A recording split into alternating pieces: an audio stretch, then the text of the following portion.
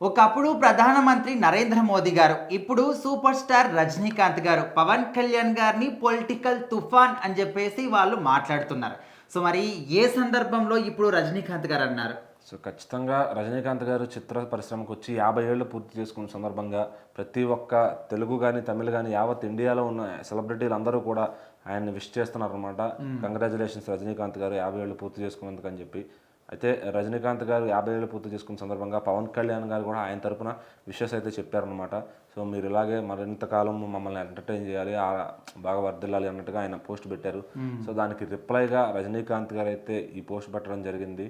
So thank you అని చెప్పి, అలాగే మిమ్మల్ని అంతా కూడా ఫాలో అవుతున్నానని చెప్పి, మీ రాజకీయం అంతా చూస్తున్నానని చెప్పి, సో మీరు ఒక పవర్ తుఫాన్, రాజకీయ తుఫాన్ అన్నట్టుగా ఆయన అయితే చెప్పడం జరిగిందనమాట.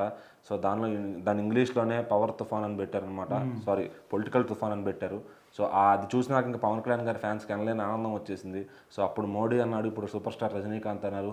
సో ఇంత పెద్ద పెద్ద వాళ్ళందరూ పవన్ కళ్యాణ్ రాజకీయాన్ని అర్థం చేసుకున్నారు అని చెప్పి కూడా చాలామంది చాలా సాటిస్ఫాక్షన్గా అయితే ఉన్నారనమాట.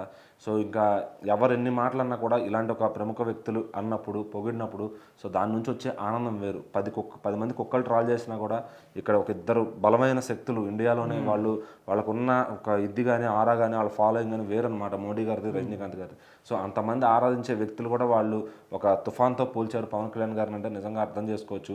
సో మరి ఆయన రాజకీయం వెనకమాల ఎంత శ్రమ ఉంటుందనేది సో అర్థం చేసుకుని మేము మీ వెంటే ఉంటామన్నా అని చెప్పి పవన్ కళ్యాణ్ ఫ్యాన్స్ అందరూ కూడా ఎల్లప్పుడూ ఆయనతో ఉంటున్నారు. సో మరి రజనీకాంత్ లాంటి వ్యక్తి ఆ మాట అన్న తర్వాత ఇంకా నిజంగా అసలు అటు జన సైనికుల్లో కానీ పవన్ కళ్యాణ్ గారి ఫ్యాన్స్లో కానీ ఒక నూతన ఉత్సాహం వచ్చిందని చెప్పాలి. సో ఇంకా నెక్స్ట్ ఎలాంటి సెలబ్రిటీలు అంటారు, ఎవరెవరు అంటారు అనే విధంగా కూడా వాళ్ళు ఎదురు చూస్తూ ఉన్నారనమాట. ఏదేమైనా మోడీ గారు ఆంది అనడం, ఈయన పొలిటికల్ తుఫాన్ అనటం, సో రెండు కూడా చర్చనీయాంశంగా మారాయన్నమాట. సో దేశం మొత్తం ఆ ట్వీట్ల గురించి మాట్లాడుకుంటూ ఉన్నారు.